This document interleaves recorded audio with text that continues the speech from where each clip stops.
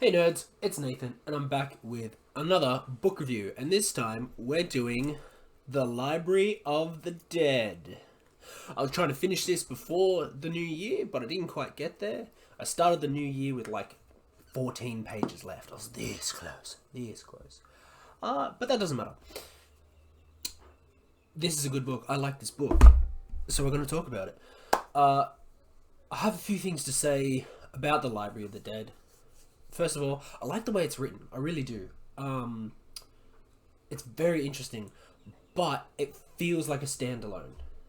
The ending was wrapped up in a neat little bow, which I don't mind. That's fine, but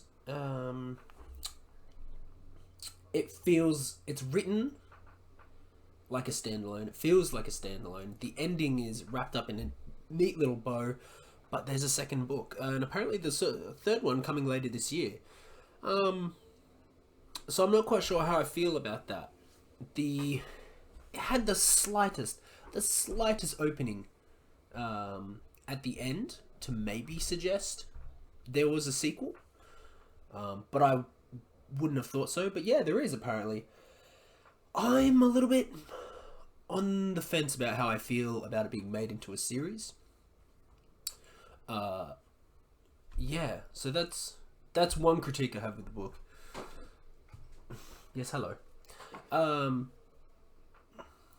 The story itself is actually really interesting. The premise itself is really interesting. So the story is set in an alternative history to our own, which is really cool. It's set in Edinburgh, Scotland, but it's set a little bit further forward in time, where essentially Scotland and England went to war with each other, and Scotland lost. And now Scotland is in a massive economic decline, and poverty is quite high. And our main character lives in essentially a tent city. The premise behind the story, though, is that our main character can speak to the dead, and essentially what they do is that they deliver messages from the dead to the living, and they get paid, which is pretty decent actually.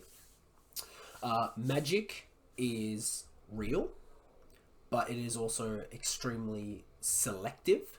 It's seen as another type of science. It's considered a very advanced, very controversial science, kind of like how we perceive certain things like stem cell research and things like that, and like trying to clone animals and sheep. It's very taboo. It's on the fringe of a little too far, which is really interesting. And a lot of the time, it's mostly the elite that have access to learning about this, not necessarily being able to actually practice it, but at least learning about it, which is interesting. The story follows our main protagonist. Her name is Roper. Excuse me 1 second. And I'm back. I'm sorry, my rabbit that you can see there. She was trying to dig through something that she can't dig through. Where was I? Yes, our main character is Roper. Now, Roper is a third generation death talker or ghost talker. And the story follows her as she kind of gets sucked into this situation where the dead mother of a child essentially begs her to try and find her child because her child was taken. And as Roper begins investigating, she finds that a lot of kids are actually being kidnapped and then later on returned, and they're being returned altered and changed. They're actually being aged heavily to the point of near unrecognizable. So it's during this process of investigation. It's during this process of investigation that Roper, through one of her friends, is actually introduced and basically allowed to come into the Library of the Dead. Now, the only problem I have with this Library of the Dead is that we're only in there twice. Roper only ever goes there twice, and I don't think that's enough time. The book is called The Library of the Dead, and we basically see and learn pretty much fuck all about it, which seems like a total waste. It's one of the main reasons I really wanted to read this book. I was exceptionally interested. Like all good book nerds, who doesn't want to learn about some kind of forbidden endless library? Yeesh, hello. Yeesh, hello. So that's another critique I have in the book. The fact that we didn't actually spend all that much time in the library. I think it was a total waste, or maybe just a small missed opportunity. But it's in the library that Roper actually learns more about the magic system, and that it's actually derived from magic. I do love the way the book does it. The book doesn't just say, oh, magic is like an advanced science. It actually tries to teach the reader the understanding. It writes it down in formula equations. It tries to use the idea of energy, mass, resistance. It's actually incredibly clever, I must admit. The author did a really, really good job. I'm not going to attempt the author's name because I will probably butcher it. Yes, hello. Do you want to hop down? Do you want to hop down? I'll put you down. Yeah, no, the author has done a really fabulous job at basically trying to combine the idea of scientific formula and the principles of science and how particular aspects of nature work. It goes into thermodynamics a lot, weirdly enough. For such a short book, it's only 330 pages, I believe. Yes. It's 330 pages, and we're given quite a very, very specific, detailed formula as to how this world's magic works. And I really actually appreciate that. I like that. The author has gone to so much effort to allow us a comprehensive understanding of how they do what they do. To a degree. Not everything is obviously explained, but very, very, very interesting. Very, very, very, very clever. Very, very interesting. And I love the approach that it's taken.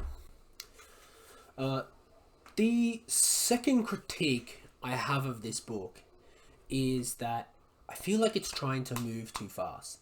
This book could have been easily 100 pages longer just to try and break things up. We're just moving too fast. The main character's story moves very quickly. The explanation through our magic system moves so quickly. All the other character interests it's like we're trying to power through all the dot points of what makes this story up in its collective and just hit them and then move on to the next page or the next paragraph or the next chapter and try and just almost meet a deadline. Really, that's what it feels like. I understand, like, sometimes you have fast-paced books, but this doesn't necessarily feel like a fast-paced book. It feels like we're trying to rush through as much detail as possible. And the thing is, it's a bit weird because we come to the library or we're being explained the city landscape or like the tent city. Whenever it comes to a visual perspective of what's happening around us, the author gives us detail. The author gives us time to soak it all in, to really be able to picture what an impoverished Edinburgh looks like. It gives us a really beautiful picture of what this secret society library looks like. Any kind of moment we have in the book that is about explaining, or not explaining, but describing the scenery, we get that. We get a clear, distinct, detailed image. And that's great. But then we keep flying through the story, which is just a little weird. There's one point where our main character, Roper, is actually kidnapped. And she's stuck essentially in an enchanted house by this wacko. And I think the entire time she's completely left captured is maybe 2.5 days. She's captured, she's tortured a little bit, she's conditioned, she goes, fuck this, I don't want to be a slave forever. Then fights the house, because the house is enchanted. She then fights the house and then manages to escape with one of the other people that have essentially been there for years and years. Someone she knew from her old life in another tent city. And that happens in the space of like 2.5 days. If that. I'm not even sure, because we're not really given a super time frame. I think she goes to bed, or she's forced into a bedroom where she's supposed to sleep twice, I think. Like, we just power through being captured, being put in this nightmare house, being kind of like starting to get conditioned through like magical pain stimulus to do what you're told by this psychopath who's also actually been conditioned by the previous person. Like, he's a slave just as much as she is, because he has been tortured and he has been maimed and mutilated, and like that's fascinating. That in itself could be a story. We could have at least a handful of chapters. We could get a dozen chapters out of being stuck in the nightmare house, but instead we get 4. I think we get 4 chapters. She goes to investigate, she gets captured, all that shit happens very, very quickly, and then she escapes. Done. I feel like we could have taken a bit more time on each thing. With the Hell House, we could have had easily half a dozen to a dozen chapters.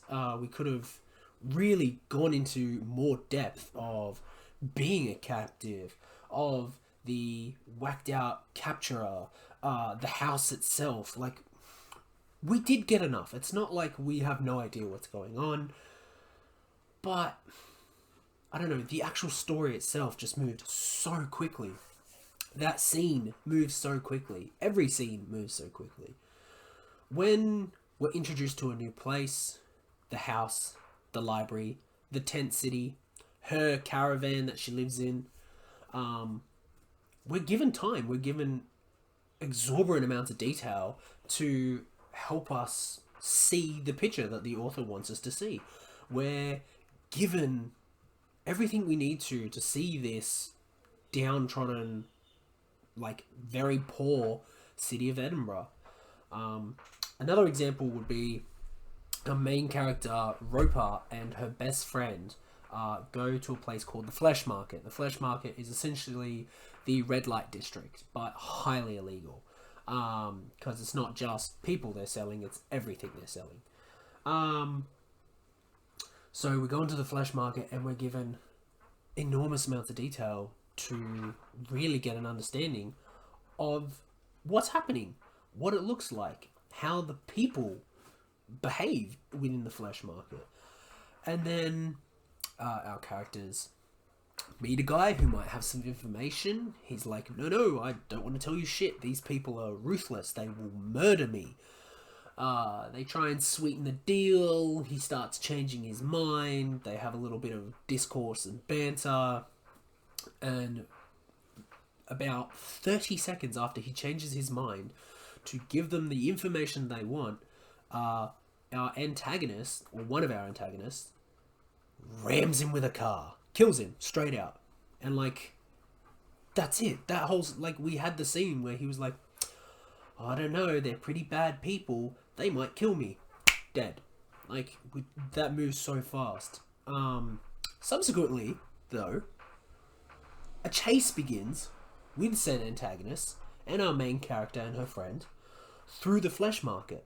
And that's written awesome. Like, we're given the detail because we're trying to move through a space we can't see. So the author gives us the detail. Roper, our main character, her best friend, or her new friend in this scenario, is actually in a wheelchair, but she uses magic to like enhance the speed of the chair and fly like a bullet. and all kinds of crazy shit. That's fucking cool. They're being chased by a lunatic in a milk float. Float? In a milk float. That's what I was meant to say.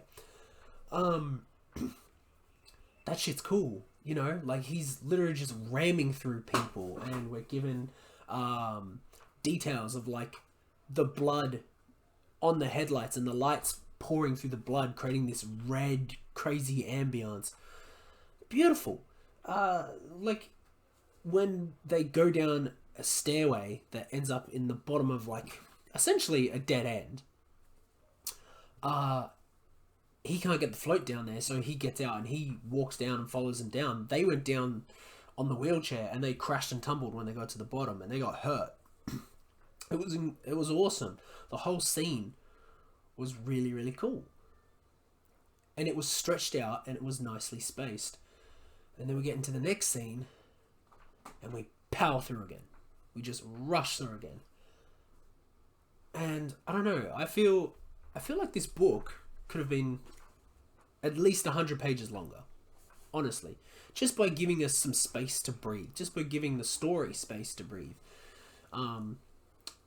There's a difference between a fast-paced book and then a book that's just rushing to finish, and I feel like that's what it was. I feel like we hit the point. Oh, we went into the flesh market, we met a dude, we spoke to a dude, he died. Next bit. We got chased through the flesh market. The guy attacked us, we had to defend ourselves. He was defeated, whatever. Okay, cool, next scene. Something else happens. I can't remember what happens after that. I think Priya, our friend in the wheelchair, she had to go to the hospital bad. So we had a hospital scene. And it was like, okay, she's fucked up her arm. She fucked up one of her legs. She didn't know it because she's paralyzed from the waist down. This and that. Okay, cool. I'll see you later. She then, like, our main character, Roper, goes home. Like, we could have had more in the hospital. We could have had more in the flesh market. We could have had more in the house. That's my only critique with this book, is just there wasn't enough. I didn't feel super satisfied. I know I said something similar with my last review with The Shape of Water, and that's not because I wasn't satisfied, that's just because I was greedy. But I was satisfied. That was a very short book. It was very fast paced, but it was written differently. It was written in a different style, so there was no way to drag that out. I was just being greedy. I wanted more story. This, I feel, just needs to be spaced a little bit better. That's my only two things. I feel like I'm being gypped with the title. We didn't go into the Library of the Dead enough, and the pacing is a little bit weird. I really love the premise of the book. Like, a young girl who talks to the dead and delivers messages from the dead to the living for money is cool. She's caught up in this mystery because kids are being kidnapped and they're being magically tortured. That's cool. No one wants to do anything, by the way, obviously. The people who are involved, they're in a very tight political situation. Basically, like, the magical society of Scotland can't really investigate anything that's going on, because if they do, there has to be an official record. And if there's an official record, it's then subject to His Majesty the King's inquiry, which is basically Scotland is now subject to England in more ways than it currently is in our real world. It has fuck all independence. They have to stay in line, and if they don't stay in line, they're gonna get in a boatload of trouble. So their science community, their political community, their magic community, everything kind of just goes, yep, it's all good, no matter how much corruption is going on, no matter what's actually happening, because they don't want to bring the weight of the crown down upon them. Which again is like a really, really good setup. That's a really good world building. That's clever. That is a really good explanation to allow the shit that happens to happen. This book just twigs me in a weird way. It does. Because all the ideas are brilliant. The way these ideas are executed are brilliant. The characters are interesting. I really like Roper. Roper's really good. All in all, I think this is a good book. I don't know who to recommend this to, though. That's the only problem I'm having. I don't like the rating system, and I don't know how I would recommend this book. I was actually explaining it to my parents. We're having dinner. We're talking about books, because we do. And I explained the premise of the book, and my mum was like, "That actually sounds really interesting." And I know 100% my mum does not like anything sort of fantasy. That's not her style. It's not what she reads. It's not what she likes.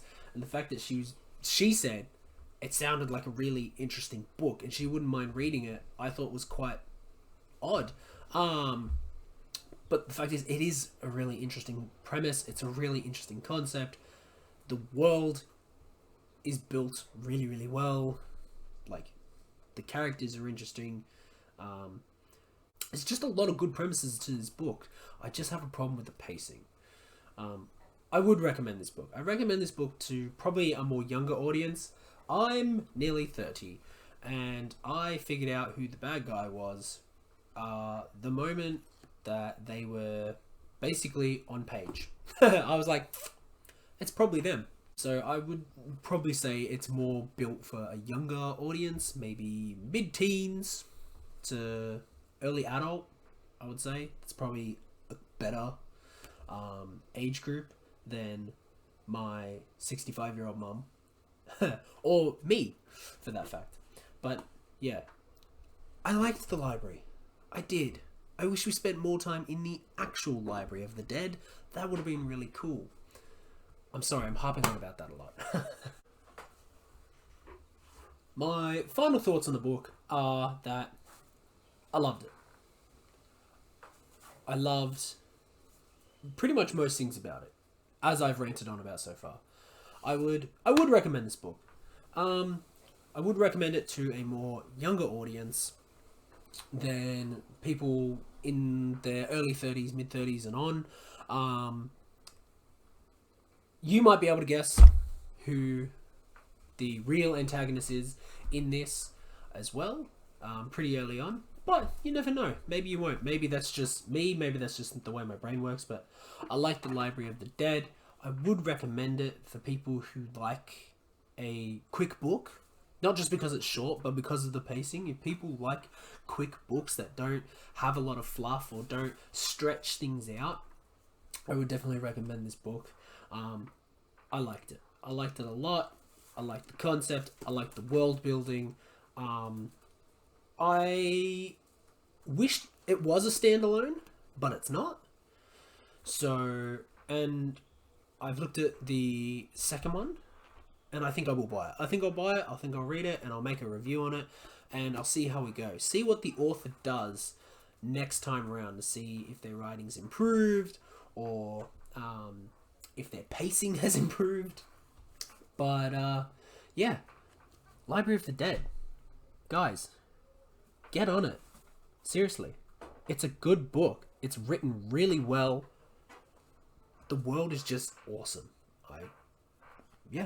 I'm just going to keep blathering if I don't stop. So I will see you later, nerds. Hopefully, I will have another review of my first Warhammer 40k book coming up soon, and that is Ferris Menace. I'll see you around. And the bunnies also say goodbye. Say bye, bunnies. They say goodbye.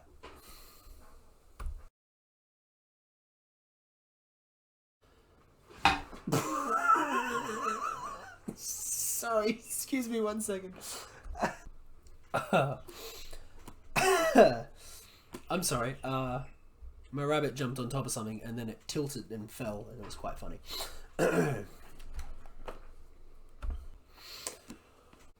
Will you stop making mischief? Do you want the ball? No, you gotta... No, stop. You're gonna get stuck. Look, go over there. It's there now. You can have it. Between the two of you,